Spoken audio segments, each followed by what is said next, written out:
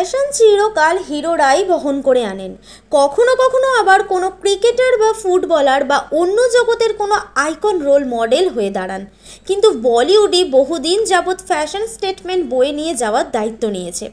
উত্তম কুমার বা তৎকালীন সময়ে সেই দায়িত্বটা ছিল অনেকটা টলিউডের। আবার যেই হিরোর হাত ধরে সেই ফ্যাশন স্টেটমেন্ট বাংলার ছবির দায়িত্বে এসেছে তিনি দেব। চ্যালেঞ্জ ছবি থেকেই দেবের জামা কাপড় ব্যাগ এমনকি ক্যানভাস জুতো বাঙালি তরুণ সমাজের ফ্যাশন স্টেটমেন্ট হয়ে গেছে। কিন্তু পাগলুর পৃথিবী ছেড়ে দেব অনেক দিনই পা রেখেছেন চরিত্রধর্মী ছবির ক্ষেত্রে।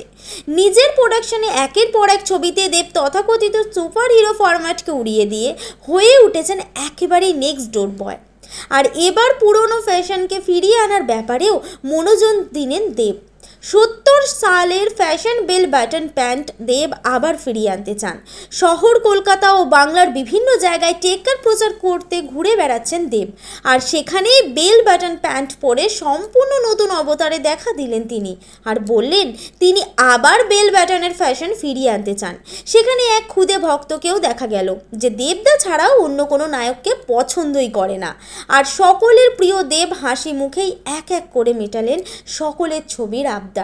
এমনই সেলিব্রিটির হাড়ির খবর 7 তাড়াতাড়ি আপনাদের কাছে পৌঁছে দিতে বদ্ধপরিকর টাইমলাইন ক্রিয়েশন।